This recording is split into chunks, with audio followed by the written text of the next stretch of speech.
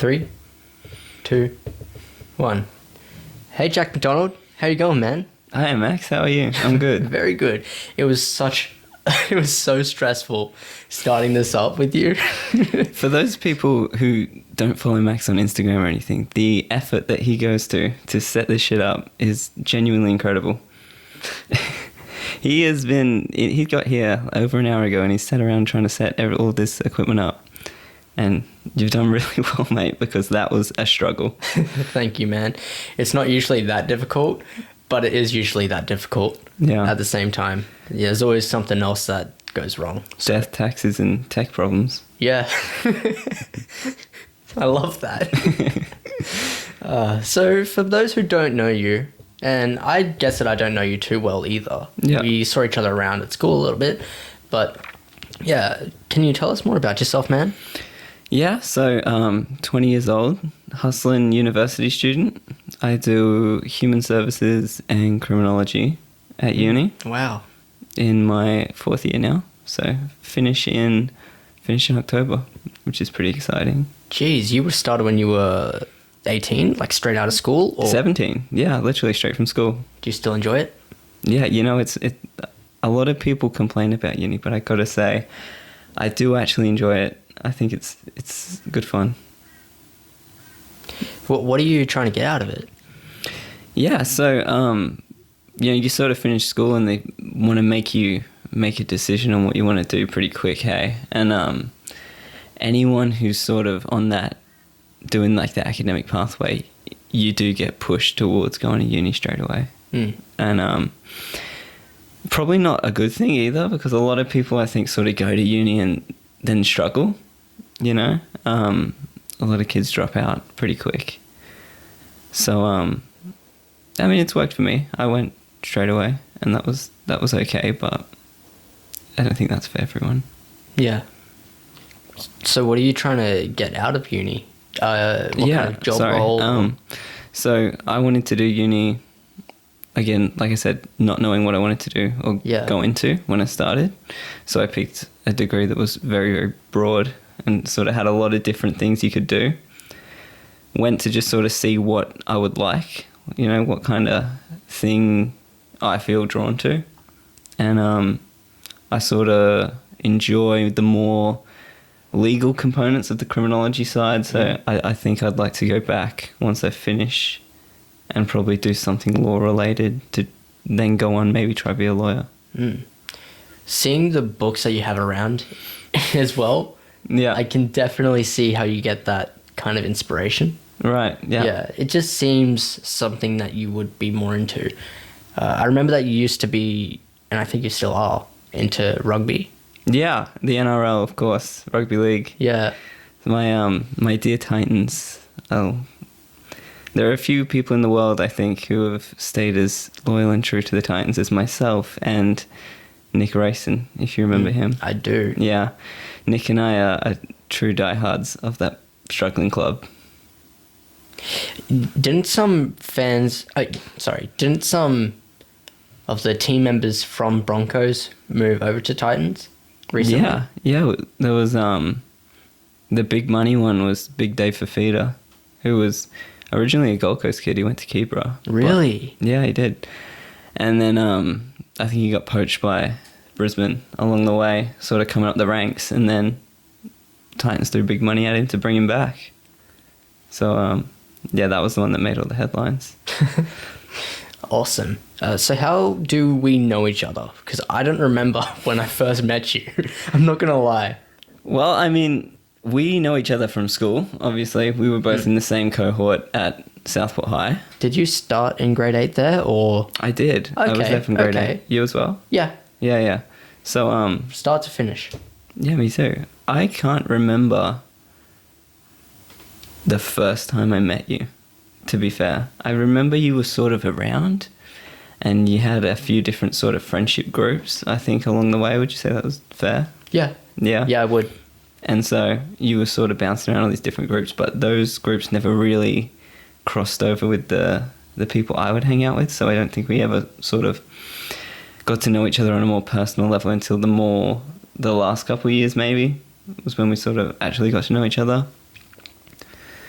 But I do have one memory, which I think is probably the earliest I can think of you. Okay. Yeah.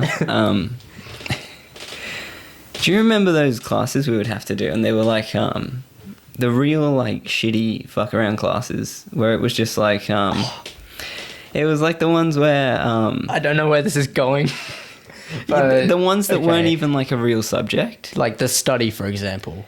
Yeah, stuff like that. Or they would do like triple C or Triple C, what was that again? it was like once a week you would have a class where you just do nothing. Yeah. Something like that, yeah. And it was like, it wasn't like a proper subject or anything, but you just had to do it every week. Yeah. I know the ones you're talking about. Yeah. So it was one of those.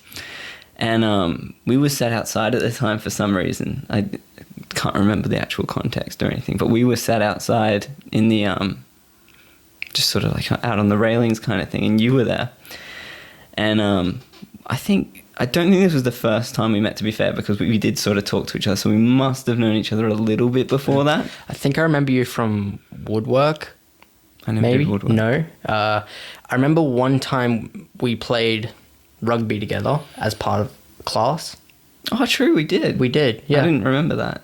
Very vague memory, but I remember that you were playing so hard, right? It was inspiring to watch you. I'm not going to lie.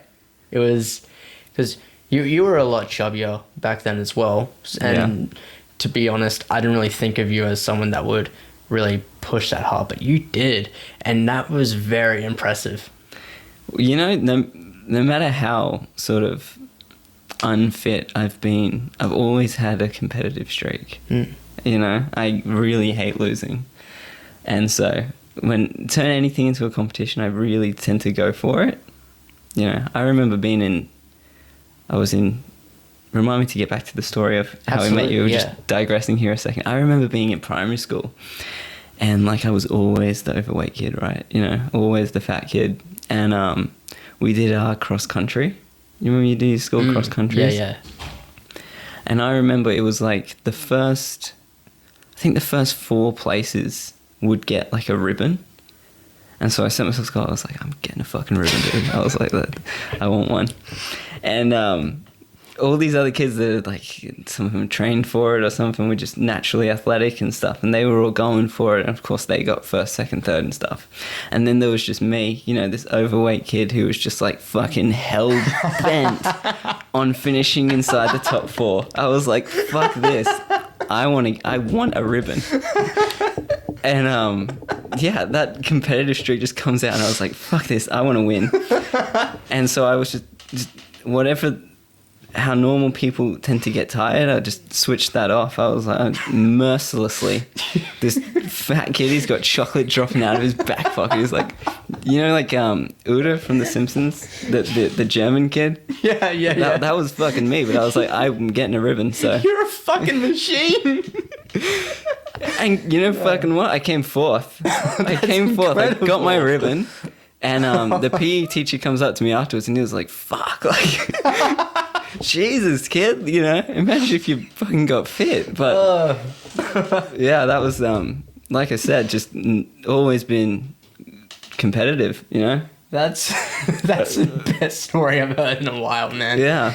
I love that. But, wow. So that was why I was so competitive when we played. Probably just a game for fun at school, but don't know. It didn't look like it was fun for you. It looked like you were out there for blood. That's funny.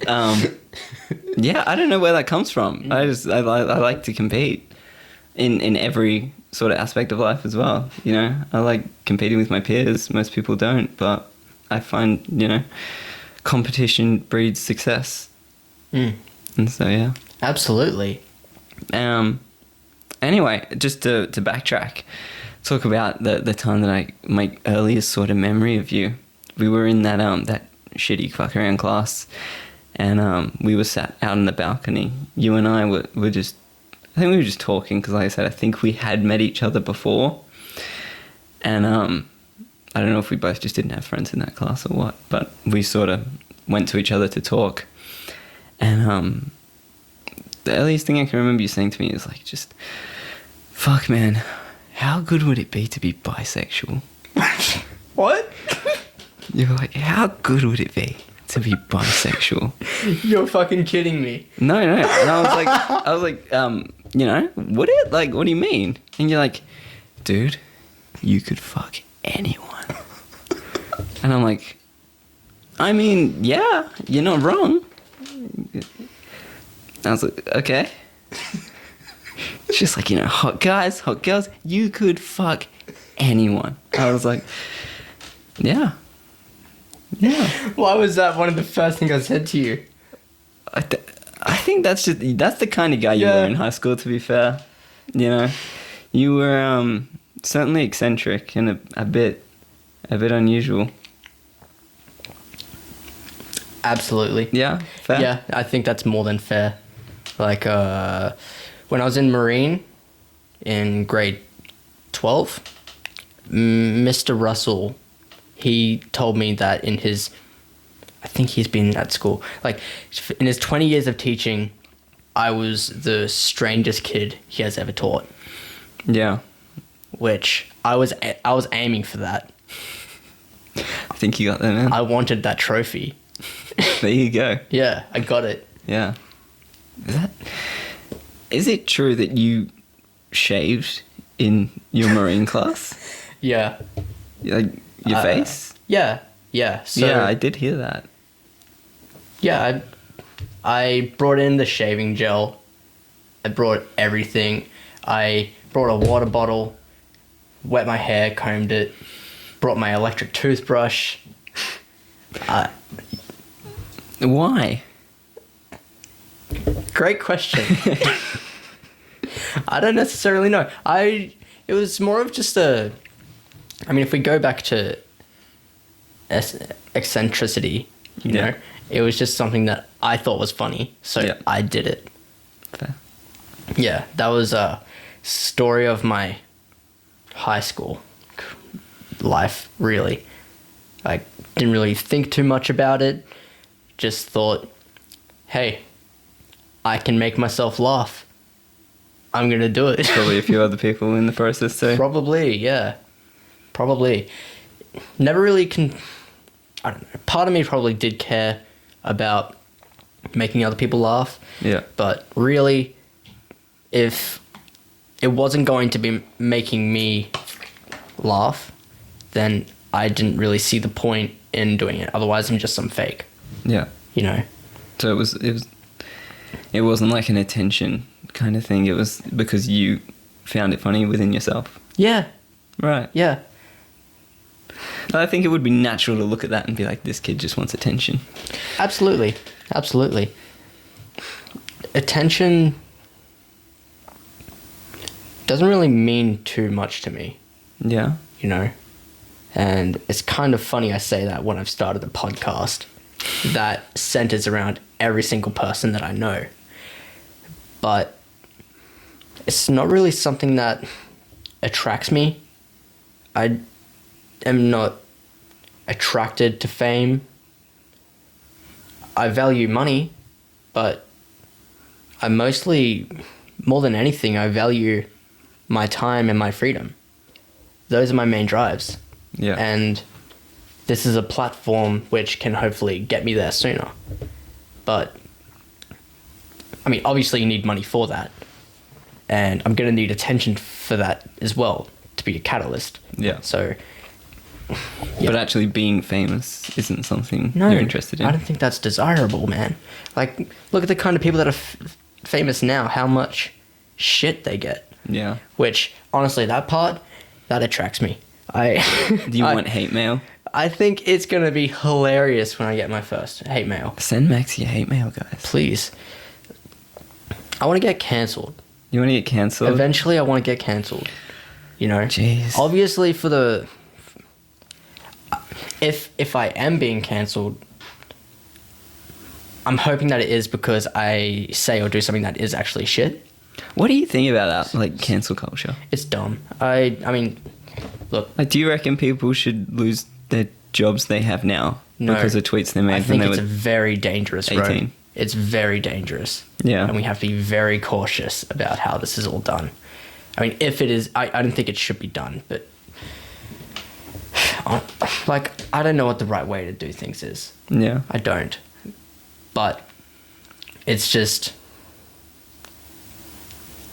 if you're willing to go out there and cancel someone else, why can't someone else cancel you?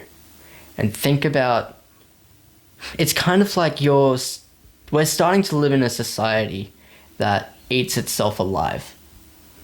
And we have to be very cautious. And it seems like because we live in a time that's so focused on short term, and here's doing that, rah, rah, rah, rage, that we don't really think of, or a lot of us don't really think of the longer term effects. And as someone who tries to think more long term, it scares the living shit out of me. And that is part of why I have started this as well. Because I need to be more honest with myself. I need to be more honest with my friends, my family, and I would like for my friends, our society, to behave the same way. Yeah. How is that going to happen if someone doesn't do something, right? Like, bro, I'm thinking mega macro. Yeah. On the two ways that things can go. And it's either that, what side do I want to be on? Of, like, do we want to live in a world that is ruled by global totalitarian rule, or in a world where humans have succeeded among the stars? What should we be aiming towards? I'm going this one. Yeah. Right? I mean, I hope I am. But also, right now I'm a bloody idiot. I'm a smart guy, but I'm also an idiot. So it's really just trying to figure out how to really get there. And it's very daunting through this platform as well, because everything I have said, every person I bring on, what they say, it all reflects back onto me. Yeah. But I just can't be bullied. Yeah. I think it sort of overlooks the idea that people can change. Absolutely. That's what I really like. And that's the thing. You might say something on here now, and then when this podcast is taken off and you've got 1 million followers in, 5 years' time, look back and someone might say, you said the wrong thing there. Mm. And you might not hold that opinion anymore, but it's sort of, if someone says something shitty on Twitter, if they still believed that, then I would understand, maybe facing a consequence. But when people have just said dumb stuff before, it's like, come on. Mm. What do you think about cancel culture? Exactly that, I think it overlooks the idea that people can change, and I think because social media has the power to have such a drastic impact on people's lives and can give such a consequence, that power sort of maybe goes to people's heads a bit, like the idea that we can all hop on Twitter, we don't like this person, and we can just ruin their career. And I don't know, it's kind of scary. I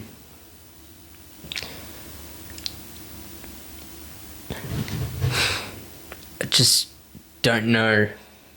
I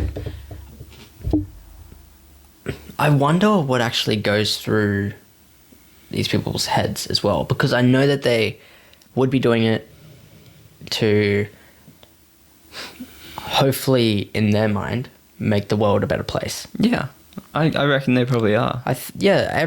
Most people act with good intentions. Very few people purely don't want what's best for anyone, You can even look at it politically, and not to take a side either way. But if you look at either, like, any major political party, they're all doing what they think is best. You know, no one's purposefully coming out and trying to hurt anyone, I think, you know.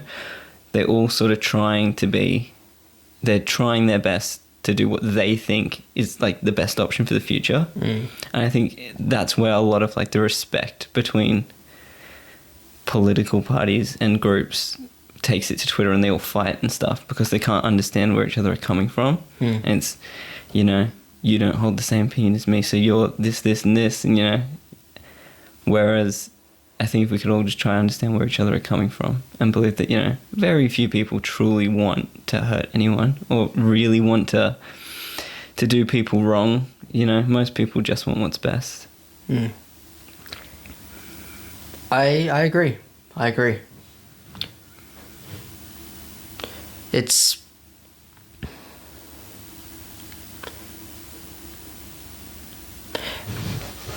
really, I mean, there are some people who I know that have completely different beliefs to me. And I know that they are only acting in their intention, like, with good intentions. But what I've also noticed from that is, I mean, they may be a part of the LGBT, so they're acting with their own interests. It's about their survival. Yeah. Right. And it's the same kind of thing with the way that I think, where everything that I believe and am hopefully working towards is for my own survival. Yeah. And for my, hopefully the collectives, like, in general. Yeah. But, you know, like, am I making sense? Yeah, and it's like I said that I use politics as an example because we were talking, like, on terms of Twitter, and that tends to be the most volatile, sort of, like, wanting to cancel each other on there. But, you know, you can look at it in terms of, like, religion and stuff, and, like, people love to hate on different religious groups, and you can just think, like, you know, everyone's just trying to do what they think is like the right way. And so I think we should just be a bit more open-minded. You're Christian now? Or what? I just see the Bible, so. I read the Bible for fun, just out of curiosity, really. I just wanted to read it. I think it's a book that, you know, built nearly all of Western civilization. You know, our founding principles are based upon that book. So I just thought it'd be interesting to read. Having read it, I got to be honest, there was stuff in there that I actually connected with. And particularly the more New Testament kind of stuff, because the Old tends to be the sort of, like, fantastical sort of crazy shit, you know, that, you know. I have not read it, so I do not know. That's the shit with, like, dragons and crazy stories and Whoa, stuff. It brings like up dragons? I'm pretty sure, yeah. That's wild. Yeah, stuff like that. And so, yeah, but having read it, I mean, it was definitely interesting. And you sort of see where certain things in our society now come from, you know, because it's the same, well, particularly with the New Testament, it's the same sort of values that every major world religion has, which is peace, love, and understanding. You know, very few, or if any, religions don't try to teach that, at least in modern sort of times. Yeah. Was there anything that you didn't agree with in the Bible? Like, just value-wise, or? Yeah, you know, I thought, having honestly never read it before, I thought there was going to be a lot of, like the anti-gay stuff and anti-homosexuality and stuff about women and things and their role and stuff. And I gotta be honest, there wasn't as much of it as I thought there would be. It's a very small portion of the book, and it's, from memory, I could be wrong, I didn't spot any of that sort of stuff in the New Testament, which is what I think, I forget which, like, denominations of Christianity believe in. But obviously, like, the stuff about, you know, I actually can't remember reading that you'll go to hell if you're gay, but I think it is in there. Obviously disagree with, and, like, the idea of, like, women having a certain place, I disagree with that, obviously, but on the whole, I thought, like, if you take it as, like, more of a, what's the word, like, more of a principled story, like, not to be taken too literally, you know what I mean? Like, parables, right? I take the Old Testament more as parables, and so, like, not necessarily saying that, the story of Cain and Abel was real or really happened, but saying like the message and the lessons that you take from that is more like things to be interpreted and applied to your life. Yeah. Okay. That's sort of how I took it and ran with it, like made my own interpretations as opposed to taking it in like a very literal sense. That's yeah. Honestly, that would hold up a bit. I mean, there's a story about what is it? The Ark? Noah's Ark? Yeah. Yeah. It's not really practical to have every single animal on, and it's not practical to even build a ship that big. Yeah. Out of wood, you know. So but then it's like you can take that story and interpret it as like the feats mankind needs to go to protect nature and ensure like the survival of all creatures on a planet, not just ourselves. And it's I take them more as parables, like stories to take a lesson from or something to learn from, as opposed to saying this literally happened. You know, because I don't believe that, to be honest. Fair enough. Yeah. But before we were actually setting up this podcast, I was trying to get you on for weeks. Yeah, I'm sorry, Max. I am. It's cool, man. Honestly, with what I'm doing, I have to expect to plan around people. You know, like, it happens. Everyone has their own lives. So, completely cool. I just really hate being someone difficult, you know. You were, but it's all good. But I hate that trait in other people, you know. And so I was disappointed in myself for messing you around a bit. So I am genuinely sorry that I had to mess you around. I appreciate you saying that, man. I could see that through the texts as well, so that's why I wasn't throwing punches or anything. Say that for after the podcast, hey? Yeah, absolutely. But you had a pretty good excuse as to why you wouldn't come on the podcast. Were you wanting to talk about that, or? Yeah, so had a little bit of a health scare. God, where should we start? So I noticed I had it's a hard one to put politely, so I'm just going to be blunt. I noticed I had an abnormality, like a lump in my gentlemanly region, which I just ignored initially. You know, I was like, it's fine, you know. And then it sort of got in your head a bit, you know what I mean? You ever had a, people do now, and it's like they have like a bit of a problem. Everyone Googles it, right? Yeah. Yeah, so you Google it and you're like, fuck, I'm dying, you know? It's like, you're not, but it's funny, my doctor actually has a mug on his desk. It says, your Google search doesn't outdo my medical degree or something, and I found that funny.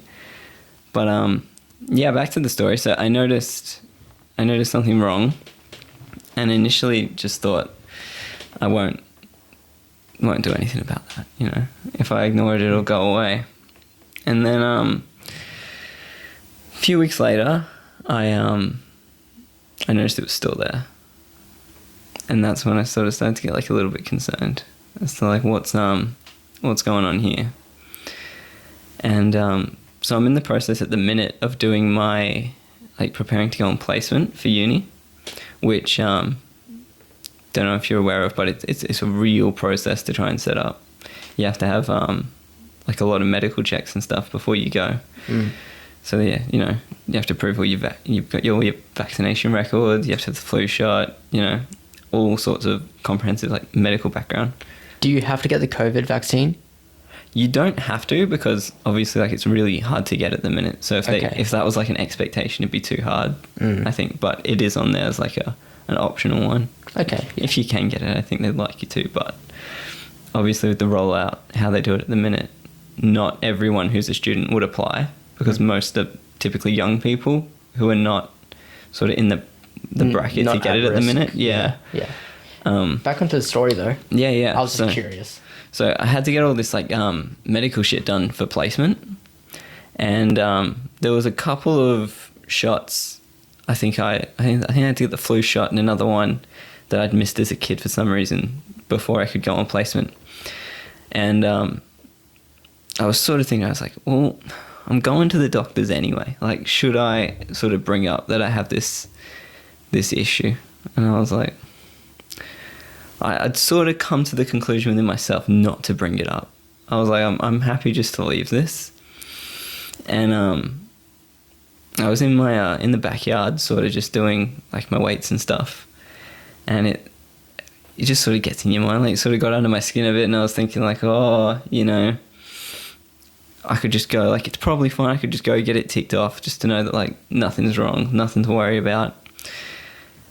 Anyway, so I was umming and ahhing, and I decided to just have a talk to some people who are like in my sort of close circuit. And I was like, you know, because I hadn't really told anyone other than like my girlfriend that there was even a problem. And I was like, I wanted to just sort of ignore it, hope it went away. And so I was like, I talked to some other people, and I was like, you know, like, it's probably fine, right? You know, like, I don't need to go get checked out. It's nothing, right? Mm. And then once you say out loud, like, oh, I've found a lump on my balls, basically, people tend to go like, dude, you should get that fucking checked out, you know, like that's not good, you know, that shouldn't be there. And so I was like, oh, shit, like, you know, when someone sort of points out your logic's flawed, you have to accept it. And I was like, okay, you know, fair.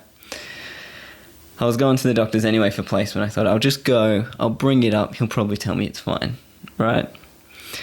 So I had my appointment with the doctors that day, go in, get all my placement shit done, and I was like, oh, I have another problem to ask you about, you know, sort of going sheepish and, you know, don't look at me.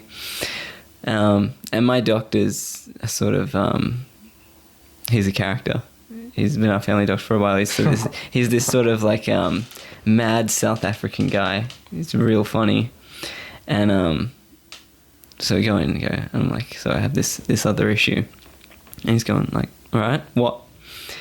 I'm like, so it's a problem. And I'm trying to sort of say it like between the lines so it doesn't make me come out and say it. So I'm going like, it's you know, like a gentleman's kind of problem. And he goes, right. So is it the cock or the balls?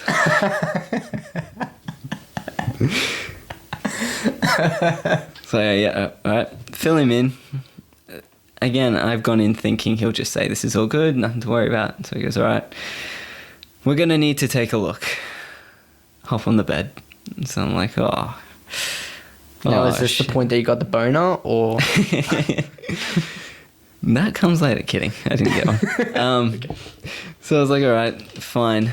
Hop on the bed. And he's like, look, mate, you just need to relax, you know? You got to think to yourself, the only thing worse than an old man like myself fondling your balls is being told that if an old man had fondled your balls earlier, you wouldn't be dying of cancer.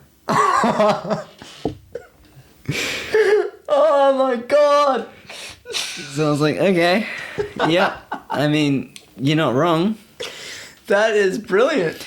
I love that. So I was like, I've never thought of it that way. I was like, all right, let's do it. So I'm in the bed, and then he's performing the examination, and like, fuck, it was uncomfortable, dude. Really wasn't enjoyable. Wouldn't, yeah, not for fun. Was he wearing gloves? He was, yeah. Okay. Thank God. Yeah, wasn't fun. Very uncomfortable. Very vulnerable. That's how I would describe it.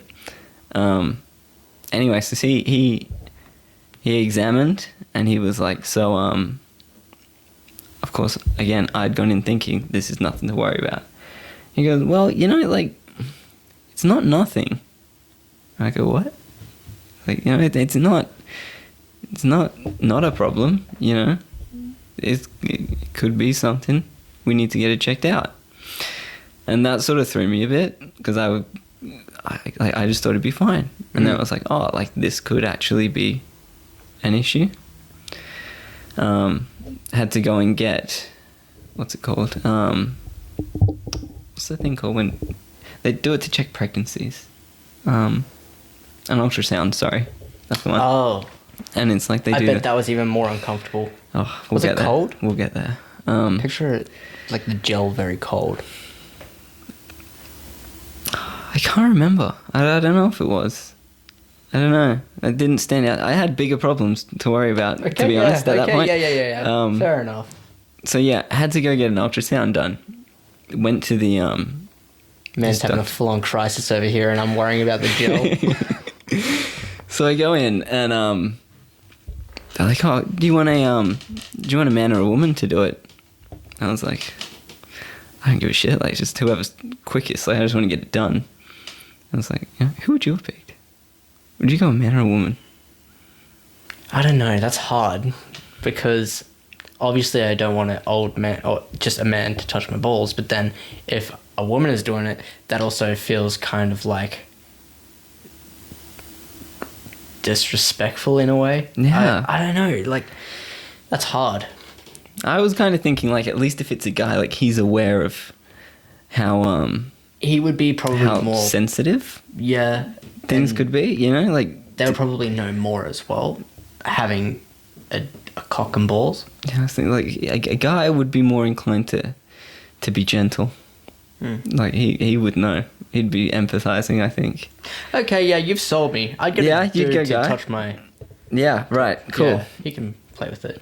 Anyway, so I went to the radiology place to get that checked out. Go into the ultrasound, and it was this like a middle-aged guy. He was quite a quiet guy, you know what I mean? Like, whereas my sort of normal doctor was happy to sort of make a joke of it, he was very serious, and that kind of put me off a bit, you know? Even I kind of enjoyed making a joke of it. I found it a bit more relaxing. Anyway, so again, I hop on the bed, and I've gone in thinking, like, I really don't want to do this because I felt so uncomfortable in the GP's place. I'm thinking, like, it'll be like 5 minutes. Like, just grit your teeth for 5 minutes, it'll be over. So I sit down, begins, yeah? It went for fucking ages. For ages. They had this sign next to the bed talking about no photography. Like, in this room, obviously, because it must just be a room they do, like, sensitive regions, I guess, you know? So I was thinking, like, yeah, like, whatever. Sign there that says for no photography. I read it at least 60 times. I could tell you what it said word for word. I was just staring at it. And, you know how, like, you go to the gym, hey? Yeah. You ever do, like, those really intense, like, cardio workouts? And it's like you just sort of have to find that place in your head where you just can grit and bear it for like, a little while and just endure until it's over. Yeah, there have been sessions where I genuinely just don't want to be there. Yeah. But you just have to push through. Exactly. Yeah, that kind of feeling. Yeah, so I'm trying to just find that place in my head where I can be just trying to get like zen, you know? Like, just let me stay calm, close my eyes, this will be over soon, you know? It wasn't over soon. It took so long, it felt like an hour.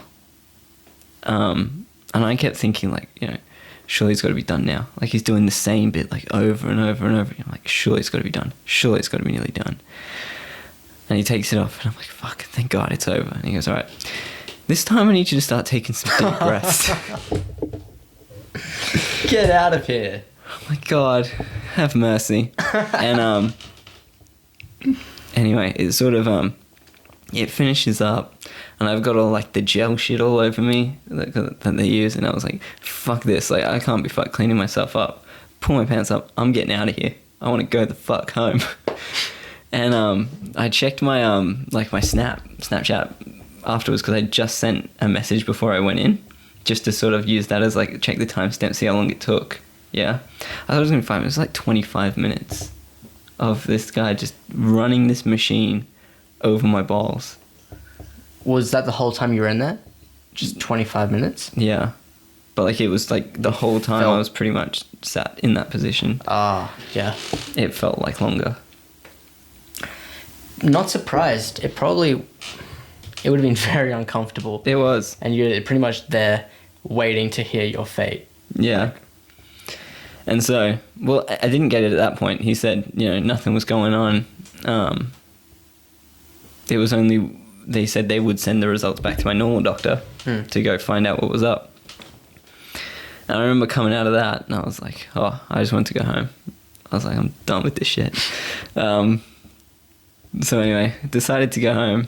And then it was just waiting, waiting to hear sort of what they'd found, what it was. Had my appointment with my doctor. Was sort of the way it felt was I had to wait a week over the weekend up until I could see him again. And then I think the Monday was like a public holiday as well. So I sort of got the ultrasound done on the Friday, and then I didn't get to see my doctor and get the results till the Tuesday. So it was like a whole weekend of just being like fucking waiting. And, the thing with these kind of stuff is you sort of clue onto your own, mortality pretty quick. You start thinking like, really? Like that quick? It could all just go to shit? And I tend to have quite like morbid thoughts,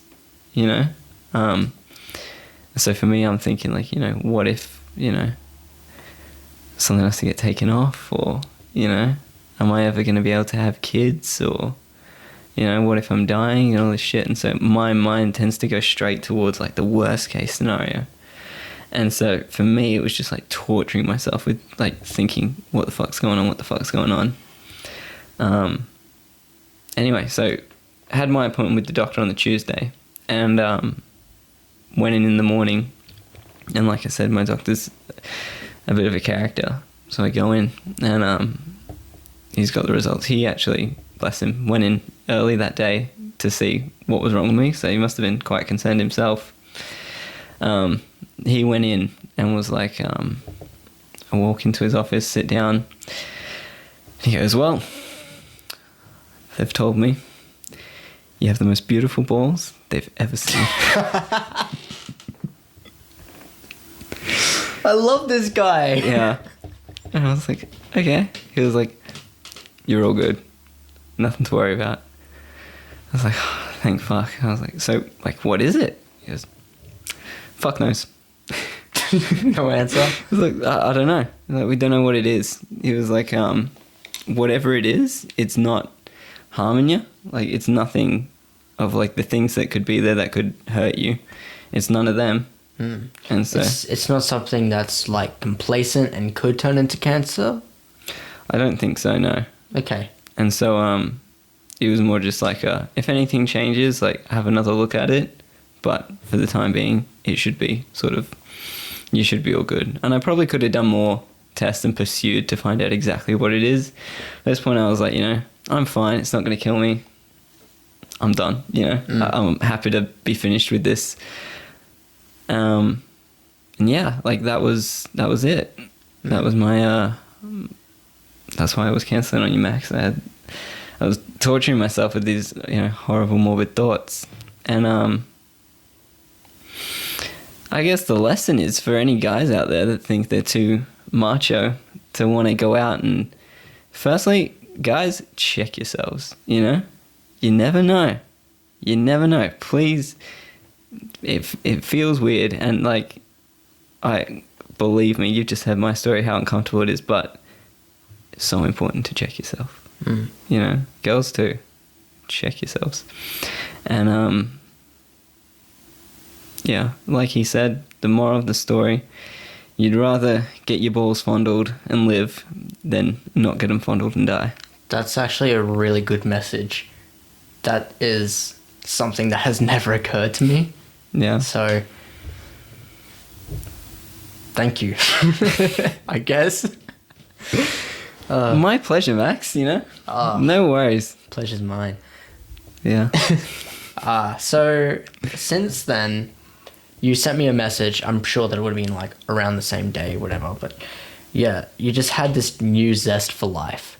I could see it just in the message. Yeah. You were just ready to do this. It was, I mean, it's like I said, you start thinking of your mortality, and I tend to get these quite, jump straight to the worst case scenario kind of thing. And so for me, it was just like a weight lifted, and I sort of felt like my old self again a bit, Are you more sure of yourself in other areas? Did it make you think about the way that you're actually living life? I can understand why it would for people, but I think sort of already I always try and stay quite grateful, even prior to this. Always thinking, life's a gift, every day is a new possibility to do something fun and to pursue a new opportunity or something. And so I've always been sort of astutely aware of that fact, and the fact that, I'm really lucky to be alive. And, that all that did was reaffirm that to me. Cool. I love that. That's so great, man. Yeah. Yeah. You would be surprised. Like, honestly, the impact of gratefulness on our minds is huge. I think, I don't know the exact stat, but it's like, so much of people's depression and stuff nowadays can be helped by just being consciously grateful of things. I try and say, me and my girlfriend have like a bit of a thing, every day. Well, we've been a bit slack lately, but every day you sort of try and wake up and say something that, you're grateful for. What am I grateful for today? And yeah, I think it's a great way to fight off those demons that can make you real down. Just staying, no matter what's going on, I'm lucky to be here, and I'm grateful that I have the opportunity to live today, because there's plenty of people that don't. Looking toward gratitude is something that I could be better with. Yeah. I mean, I'm grateful for the friends I have, my family, the experiences, the opportunities that I have, but I don't really think too much about it. Yeah. It's more, this is just, it's great. It's part of my life. I'm loving it. Don't really think too much outside of it. I don't put some time aside in the morning, afternoon to really think on it. And most people don't. Like, I would say you're in the majority there. Yeah. Most people probably wouldn't. It's only, I think, because with doing like the human services degree, there's a huge focus on like mental health. True. And so learning like through that how to help other people, you learn how to help yourself. And so that was something we picked up along the way, was just that gratefulness is really effective in staying in like a positive mindset. You said that you didn't have an idea of what you wanted to do after this when you first started uni. Yeah. Have you figured out more what kind of path you want to go on after school? After university, sorry. Yeah. So, as I was mentioned before, I feel a bit more inclined towards the criminology degree than the human services. Yeah. Particularly with like the law side. Yeah. And so would you like to be a lawyer or that kind of thing? Yeah, I think so.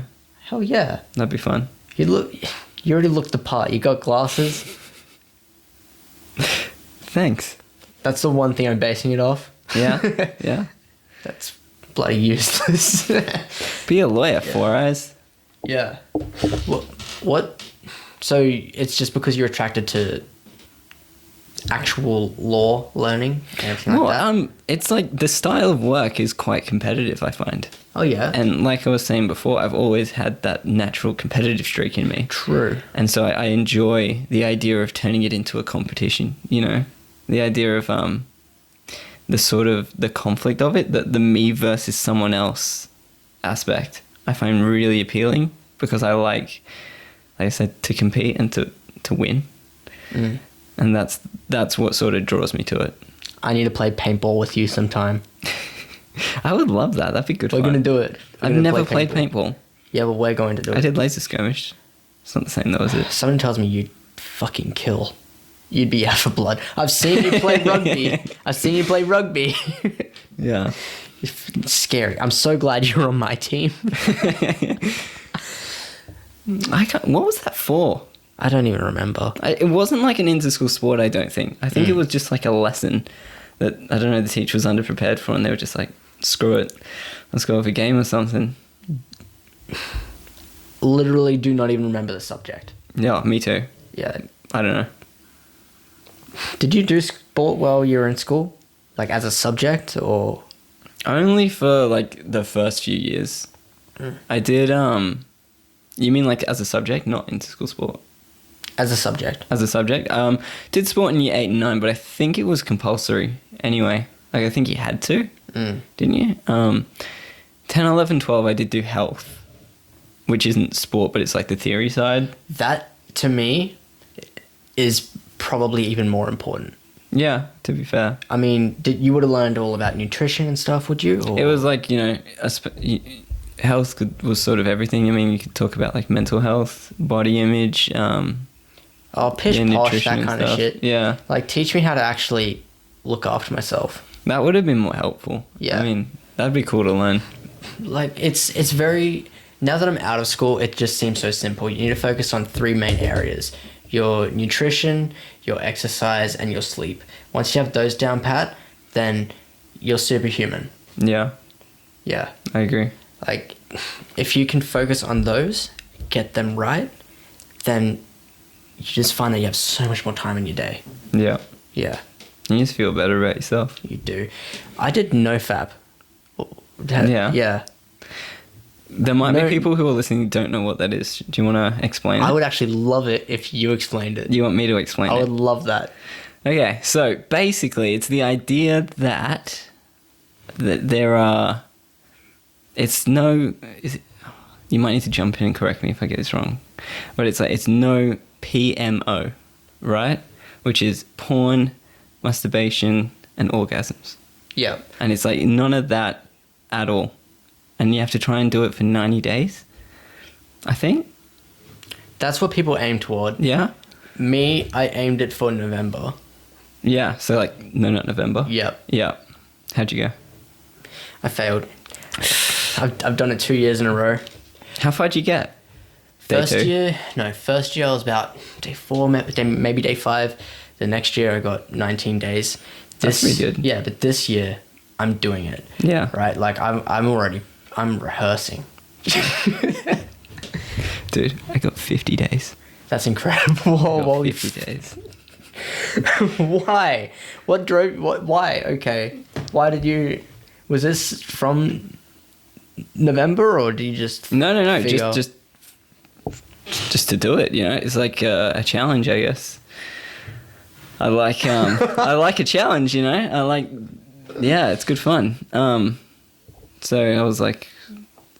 I remember, like, it started off with the November thing. And, like, you see all the memes and shit going on. And you're like, oh, give it a go. See how I go. And it was actually concerning, like, how hard it is. And so I think that sort of inspired me to be like, oh, I have to, like, I want to, like, be able to do this. Like, I want to have the self-discipline that's something I can do. And so, yeah, did it. And so it's all on the idea. It's like, they call it superpowers. That if you can do like a full 90 days or whatever, you're supposed to get superpowers. Funny enough, I was reading a chapter in Think and Grow Rich. Yeah. So one of the step to riches is transmuting sexual desires. Mm-hmm. And it talks all about how if you hold on to your desires, then you get a burst of creativity, focus more on action, just more courageous, all of these different things. And what's interesting is there's absolutely some things in all of the different religions that are pure bullshit, right? But at the same time, there is a lot we can learn from them, and every major world religion preaches abstinence. Every single one. Is that true? I think. Am I wrong? I think you might be with the Quran. But Doesn't preach abstinence?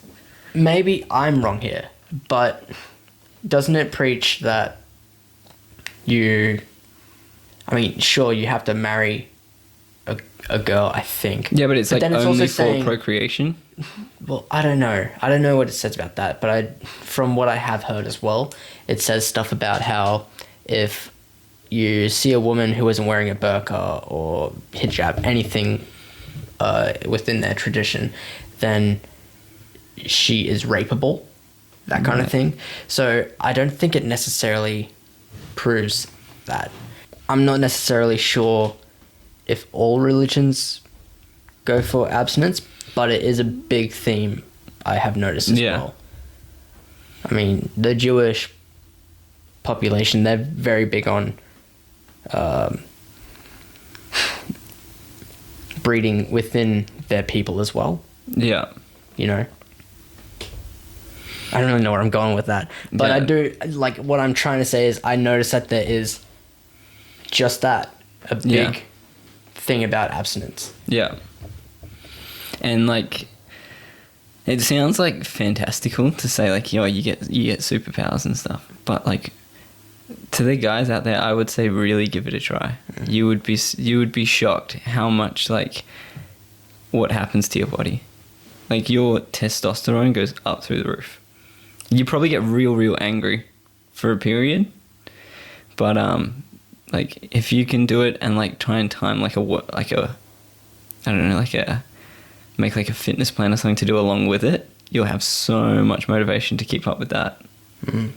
And also just, like, teaching self-discipline. I mean, that applies to all of life. If you're giving women money on OnlyFans, you lack self-respect. Get some for yourself. I never understood that, hey? Not like... It makes me sad to think that... I mean, I just think their bloodline is weak.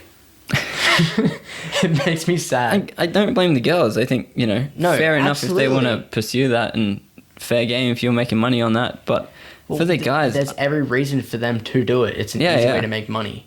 But for the guys, I could never get my head around why you would pay. There's so much free shit online. And actually, like, I'm more opposed to watching porn in general. Yeah. Same. It's really bad for you, hey? I think, like, there's been studies come out that talk about the impact it has on your brain and stuff. Like, it really fucks with you. And something to avoid. It's hard to, because you're fucking hardwired to watch it, really. Like, the amount of dopamine that you get from it, like, because it's so, it's the ultimate reward. Yeah. Like, and it's so easy, like, to get, like, a dopamine hit, like, you can have that shit on demand. But that's, like, where the impact is. Like, it's more, like, there are definitely things that people have said, like, it's had, like, an impact on their sexuality because they find sort of vanilla things become boring to them. So because they have to look for more sort of different or fantastical types of videos to try and find them amusing, because the sort of plain stuff just doesn't do it anymore, and then that can impact people in real life when it comes to the real thing. And then there's also, like, the way the brain works and how it's releasing that chemical of, like, a reward sort of chemical whilst you're watching that, and so you sort of grow to crave it. Like, it almost becomes like an addiction. Like, it's hard to stop. Yeah, well, just before we started this podcast, I brought up FinDom, financial domination. Yeah. That's a thing. And pretty much, I mean, it's an OnlyFans man wet dream. But, like... I mean, if you're a girl and you can find... in that situation. Yeah, if you're a girl and you can find a guy that's doing that, I mean, milk it. Like, go for that. That'd be mint. I would say it's still dishonorable. For the girl? Yeah. I mean, I think it's... I don't know. It's just sad. Do you think sex work is dishonorable? I think it's sad that they're getting paid out of the value of their body. So So, like, you don't like What- the objectification, Yeah. right? I mean, obviously, it's Do you think their it's choice, like- but really, I think that it's kind of like being bamboozled kind of thing. And I'm just going to elaborate. It's kind of like so you would have heard the thing where men only want one thing, Mm-hmm. and all men talk about is sex, that kind of thing. Mm-hmm. So then, I'm trying to think about the right way to put it. It's kind of like they've been bamboozled into giving guys exactly what they want. Seems kind of like a joke to me. I still don't fully understand what you mean. Yeah, I'm not formulating it the best. Would you date a girl who had an OnlyFans? Who had one or still has one? We'll say had one, so it doesn't currently. It really depends on circumstances. Like, would that impact your vision of like who they are as a person? Yeah, It would. I think so. In what way? Like,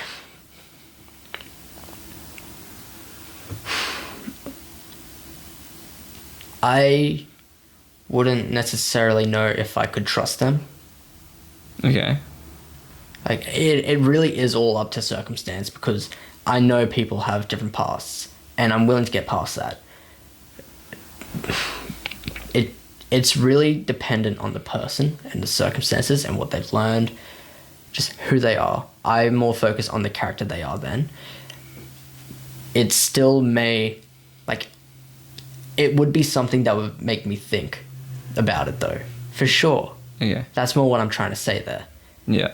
Like, I wouldn't just jump into a relationship with someone who had an OnlyFans without at least talking about it first, you know? Yeah, I think that's fair. If Yeah. you wanted to have a conversation about it. I wouldn't date a girl on OnlyFans. Yeah. That sort of comes down to like the bit of the caveman brain there, hey? It's like that's boys don't like to share. Well, my brother's a cuck. I don't want to be one too. Max's brother is Ben Shapiro. He's not Ben Shapiro, but he is a cuck. So, yeah, I look, a lot of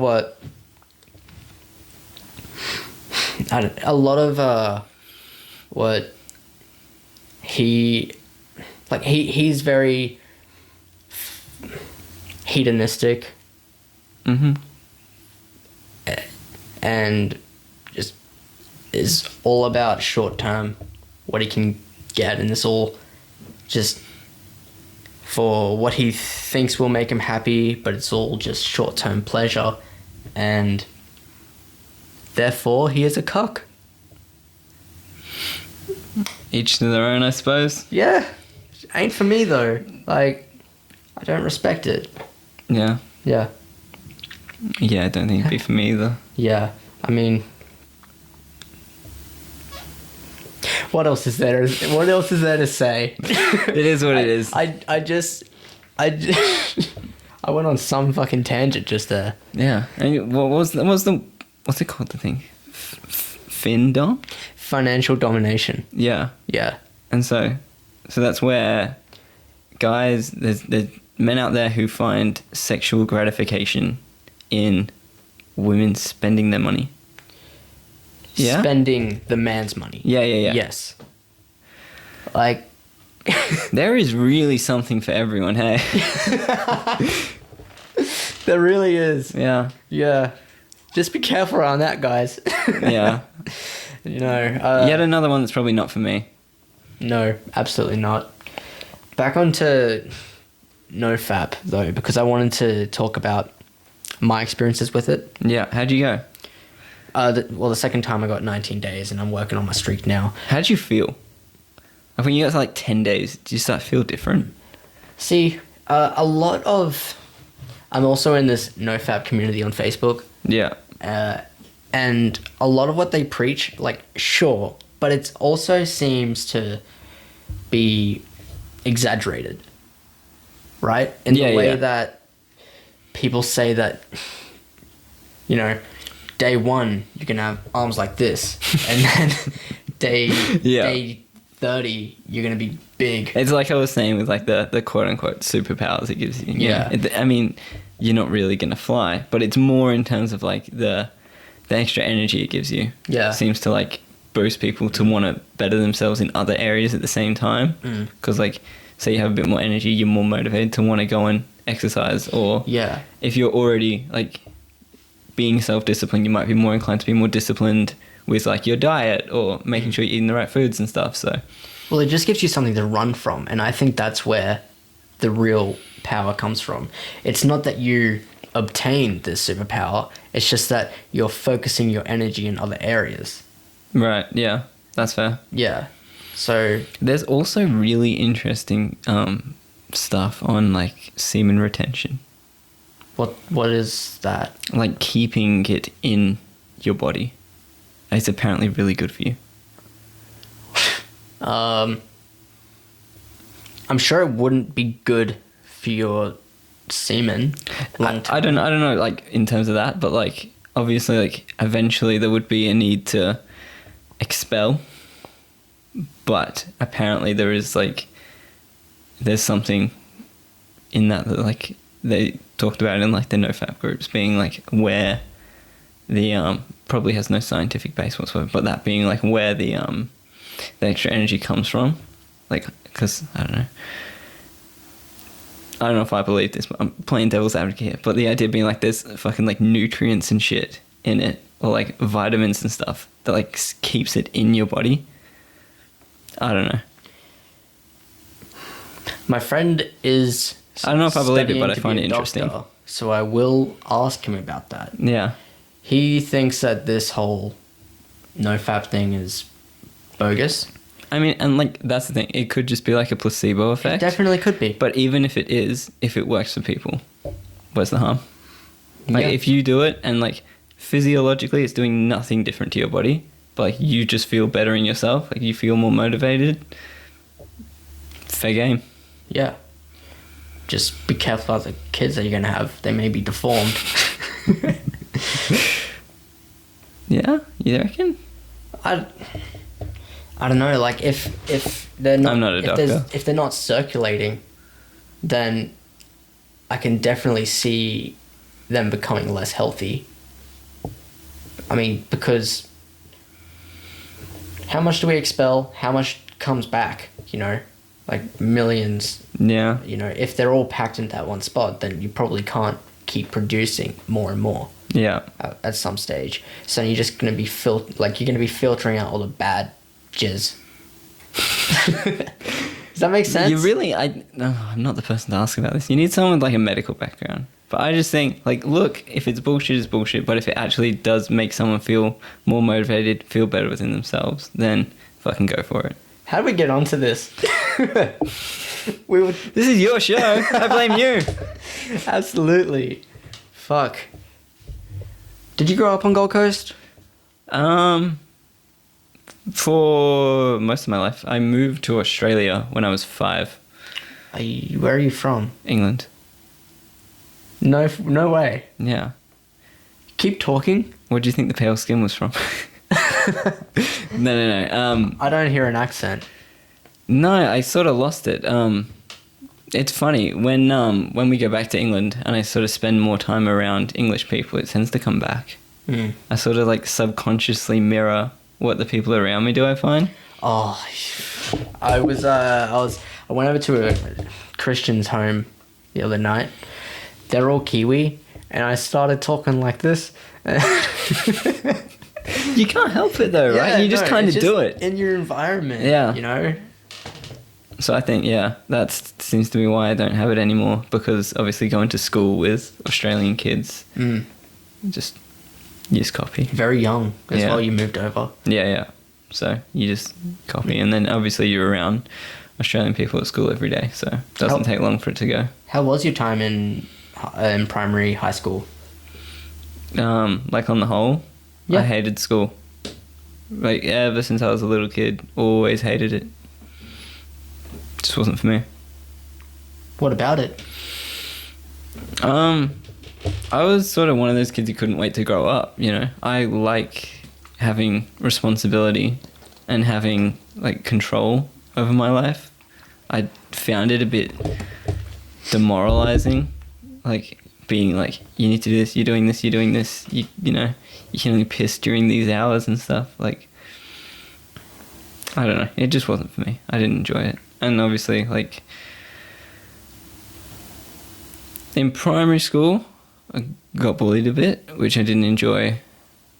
School, even less, given that. And then in high school, yeah, just I just didn't like it. Yeah, I just didn't like school. It wasn't for me.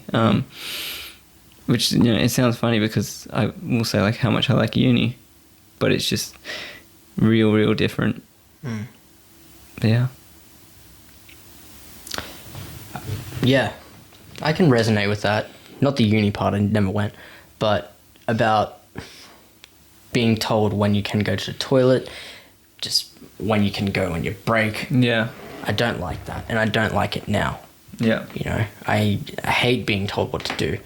But a lot of that realization, even though there were some things while I was at school that's just like, fuck this, you're playing by my rules. Yeah. That a lot of those kinds of realizations didn't come until even this year. Like, you don't... For me, the greatest teacher I have ever had is life itself. And what school has taught me is just how much it has failed me, in a way, right? When there were things I was interested in, I excelled, sure. But really, I never got taught how to think critically. And I think that's a fucking joke. That's the first thing schools should be teaching you. I wasn't even conscious until I was maybe 19, going on 20. Yeah. Like, maybe that was more my fault as well. I not also feel applying like myself, even, like, but the last few years of school, you don't really learn. Like, it's not really learning. it's regurgitating. Yeah, and it's like, you're doing, like, an assignment or whatever, you know. It's just trying to remember all the shit you need to do to write it on the exam at 9 o'clock on Friday. You're not actually learning new things. Oh, that's how I felt, at least. And then, like, I found it so exciting to start uni and be like, oh my god, like, I actually get to learn something. You know what I mean? And, like, you sort of remember, like, oh, I actually like learning, you know? It's just I don't like having to remember this, and this for the exam. Yeah, and I just don't like being told what I have to learn. Yeah, and that's the other thing, is that if it doesn't interest you, you'd sort of get disengaged pretty quick, eh? Yeah, when I say that it failed me, I don't mean that it doesn't work for everyone. Like, for anyone, whatever that. It just didn't work for me. Yeah. Oh, that's fair. So what did you do once you finished school? I worked at Kmart. I was there during a school traineeship, Yeah. and I was there until I was maybe about, like, 19. Yeah. Then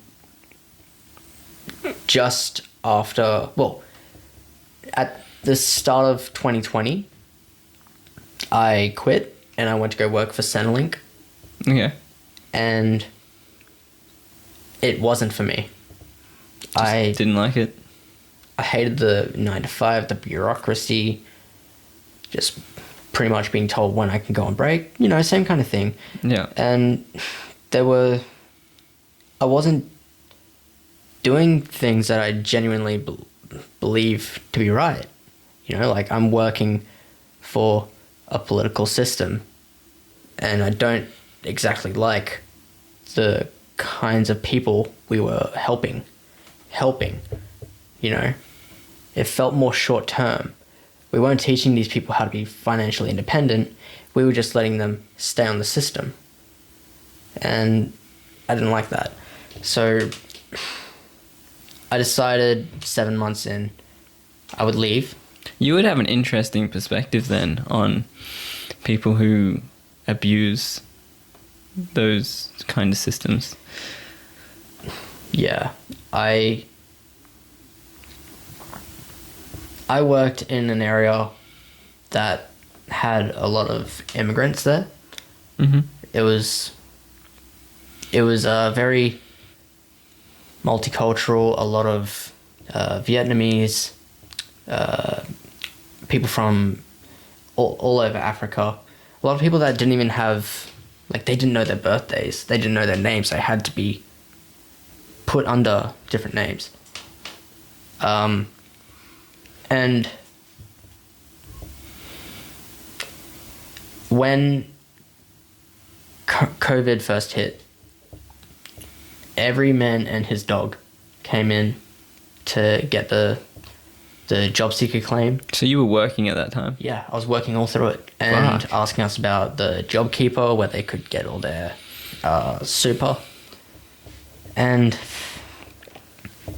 like getting your super out, unless you absolutely need to, I just don't think that they really knew what, or most people would know what they're doing there. Or like aware of the potential consequences of that. Yeah, and they're going to be feeling it when they're older. And thing is that a lot of these people that were coming in, they were older people. So in a matter of 20, 30 years, they wouldn't be able to retire because they have no super. Yeah. Because they've all taken it out to get it for a ute for their business, or, you know, something that is not going to be paying them back, you know? Right. I mean, sure, if it's for their business, great. That was actually a decent example there, but because that could pay off. Thing is that if you know, that is a depreciating asset. Mm-hmm. And I don't know, I just worry about that. But also, a lot of the people that did come in, they were seemingly abusing the system. And I really didn't like that. Also, though, when it was first hitting, I felt like a fucking hero doing that kind of stuff. Yeah. And that's what scares me. Because I was running up and down, making sure everyone had a job seeker claim and ready for the counter and everything. It's like, man, what was I doing? What was I standing for? You know? It wasn't for myself. You don't believe in that? I don't necessarily know, but I do think that there is a better way of doing things, you know? Mm-hmm. And I'm sure that we would have helped some people, for sure, definitely. A lot of the people in that area, I don't think we would have helped them too much. Because I gotta be honest. It's a product of their own environment. Everyone there, like, you walk around, everyone, like, there's like a crack heroin epidemic around the area. Around our site was called the shooting range because you would find so many syringes. Then just up the road, you are able to get all the syringes for free because, I mean, if you're going to be doing it, do it safely. But Yeah. then it's also kind of... You worry, are you then Enabling enabling them, yeah. Yeah, it's enabling them, and then you're giving them money to go get some more. And It's a tricky enable- one, though. Yeah, I know. But also, what do I know?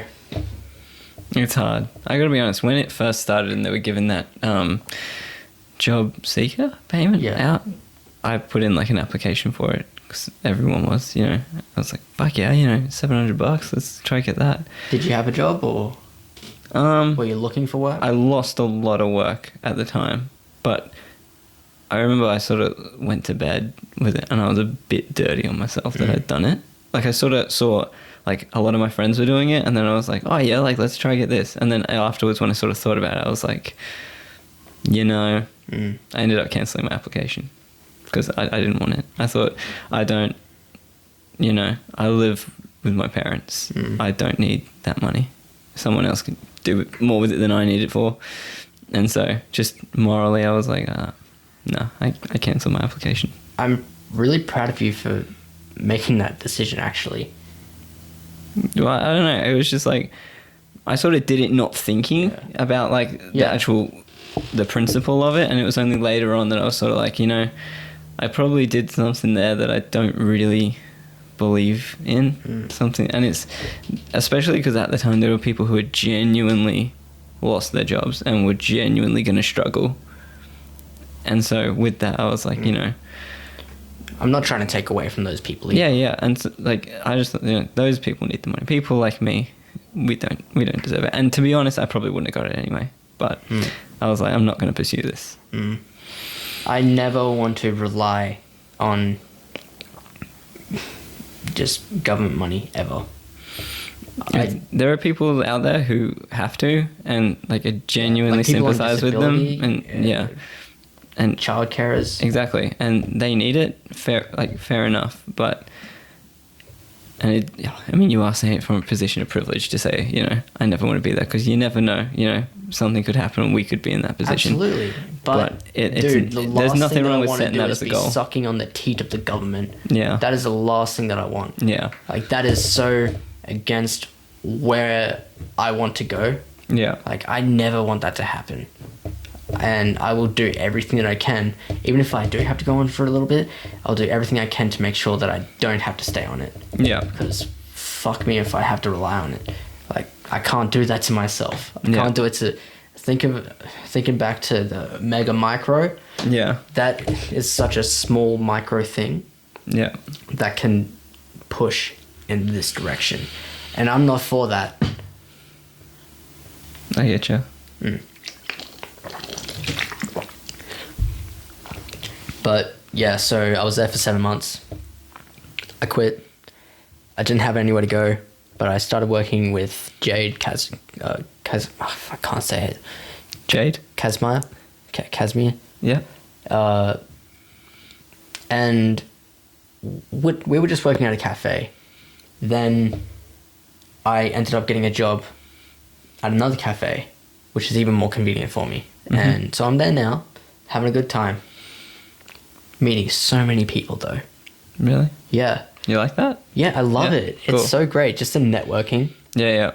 Like, I've had so many opportunities, especially with the Christians and Catholics.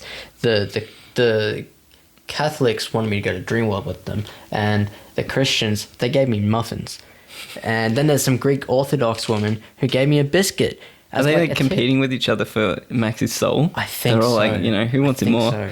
Bro, a Mormon and his group of friends, they came in, they gave me a Mormon business card, and it had like the Mormon website on it. Yeah. Bro, it's crazy. I don't know what's going on. Is this a faith-based cafe or something? No, but you just get a lot of religious people there. Yeah, and there's like 6-7 groups of different people from different faiths who keep trying to get me, and I didn't really battle for Max's soul. Yeah, I didn't really know what it's about. It's wild. It's crazy. Nice. But I'll take it. I mean, did you take up the Dreamworld offer? I would, except I'm busy this week. Nah. It's gonna be on Saturday. I'm working. Very unfortunate, but I am going to go back to their church because I like learning about them. Yeah. They're good people too. They're genuinely, the one thing, I'm not going to say genuinely good, because the one thing that trips me up about people from religions or faiths is, to me, I don't know if they're genuinely good people, or if they're being good because they are afraid of what happens if they aren't. If that makes sense. I get what you mean. Like, yeah, if they're just afraid of God or going to hell, so then they're just good to people for that reason. That to me is not genuine. And that's like what religion is, though. It's like it's a method for control, I guess. Yeah. I think that people can be in a religion and not be afraid of hell. If you're looking toward good, sure, you won't be afraid of hell. But does that make sense? Yeah, I get what you mean. I think so. It's a little bit like what we were saying earlier about how like the different groups try and clash and cancel each other. It's like, I just think if you can believe, like, even if they're doing this with the intention of they just want to get themselves into a heaven or whatever, you know, just being mindful, like, they're just trying to do what they think is a good thing, you know what I mean? And just be tolerant of that. I don't know, man. Yeah, well, they pray for me. Doesn't matter why they're doing it if they're being nice to you. Something matters more than just niceties, you know? I don't think that... I don't think that being nice is a link to being good. Yeah, I get what you mean. But, like, if they're treating you politely, they're showing you respect, they're trying to be inclusive of you, giving you things and stuff, does it matter what motivates them internally, or can you just take that for what it is and say, they're treating me good, so good on them? That's pretty much it, you know? Yeah. And it comes down to respect, really. Yeah. I mean, they see something in me that they like. I see something in them that I like. So we can communicate, we talk, we're friendly. Yeah. And then I'm going to their churches, I'm going over to their homes for dinner. And it's not just those kinds of opportunities, but like I've had 12 job offers while I've been at this cafe, and I've been there like 4 or 5 months now. Like, so many opportunities are coming up, and it's just amazing. Yeah. You know? Is that coming from these, like, religious people offering you stuff? Not them, no. They offer me experiences. Right. But other people are offering me jobs in real estate, in like house cleaning, in other cafes, in selling jewelry. Yeah, just cool. It's really, really cool that I am getting all of these opportunities. You know? Yeah. It's bloody amazing, actually. It's just finding the right one, you know, because where I am is everything, like, while I do have to work for someone and be someone else's asset, I want to be an asset for someone that I can genuinely believe in. Yeah. You know? You want to do something that means something to you. Absolutely. Yeah, because, I mean, I eventually just want to work for myself and then have the opportunity to not even have to work for myself. Yeah. If that makes sense.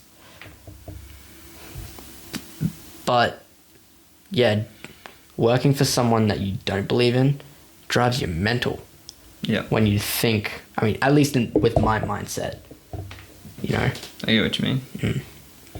It's hard as well, especially if you're someone who's very sort of internally motivated, you know? Like the external stuff of, like, you know, you'll get X amount of dollars if you do this. For me, doesn't really get me hyped. What gets me hyped is if it's something that I am, like, passionate about or something I believe in. That's what I want to do. Yeah. Absolutely. Yeah. Are you like that as well? Like, quite internally motivated as opposed to, like, external rewards? I believe I am. I'm not saying that, like, it's all that you have no value on anything else that isn't, like, coming from within, but, like, for me, if I really want to get motivated for something, that has to come for me from within myself. Yeah, well, almost every day I feel blood bouncing up and down in my veins just because I'm so hyped for the next day. Yeah. It's kind of like that. And there are so many factors that do motivate me that I can't narrow it down to one. Yeah. Right? Like, I'm out here trying to save the world, G. I love that. In my mind, that's where it goes. It's like, I'm going to get us to Mars, you know? Which probably isn't true. But I can definitely help in some capacity, whether it be just making people more aware that we gotta go, or just in efforts in preserving Earth. Because, I mean, let's be real, we gotta make some more time. Yeah. You know, we don't know when things are gonna go wrong. Yeah. So, yeah, that's just where my mind goes. Yeah. You know, it all comes from responsibility and purpose. There's an air in the way you talk about it. It sounds like you're quite cautious or almost fearful about the future. I'm fearful of what could. Not in terms of like you, in terms of like the world. Oh, yeah. Yeah. Yeah.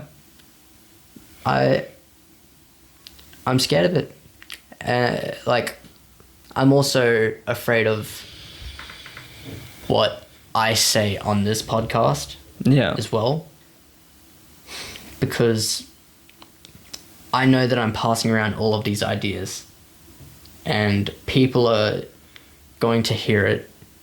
They're either going to be... And I'm also scared of saying things that I don't believe in and people agreeing with it and going against... Like, believing you don't want to things that stand for aren't something actually... you don't mean. Absolutely. Yeah. I want to come off as transparently as I can. Yeah. You know, because what I believe that I'm aiming for is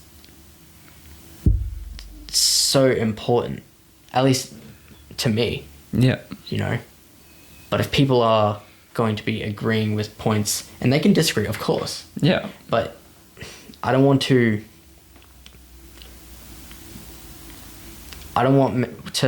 influence people to think in certain ways that are against what I actually mean, Yeah. and people to get triggered by things that I don't mean. Like, I'm okay with triggering people because that's just part of talking. I suppose it's different. If you say something that you genuinely believe in and someone gets offended at that, you can sort of live by it because, you know, you do genuinely believe that, but it's the fear that you might come across in a way that you don't mean and then looking like a bit of a goose. Yeah, and what I mean about being, like, wanting to be cancelled is, I mean, I think it would just be fun.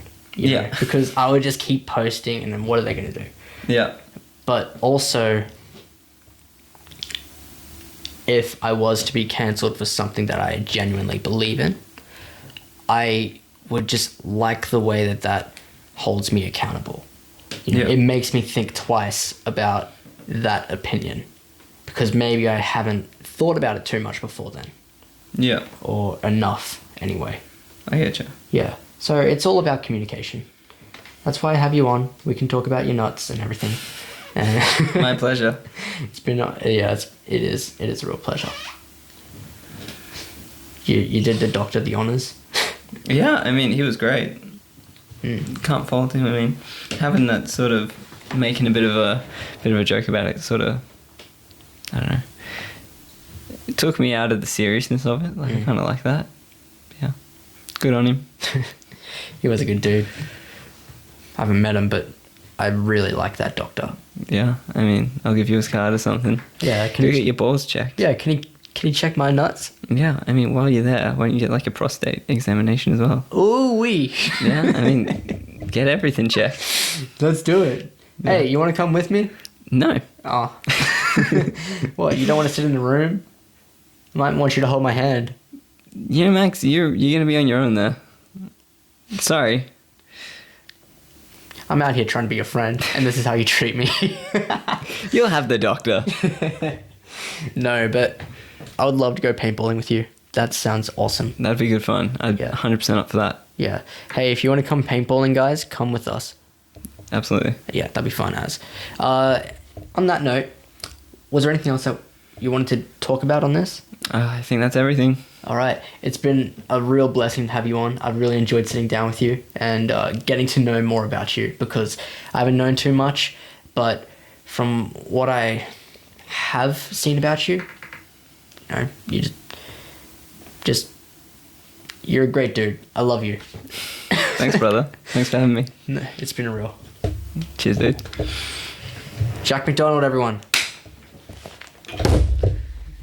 All done? It is. Fuck yeah.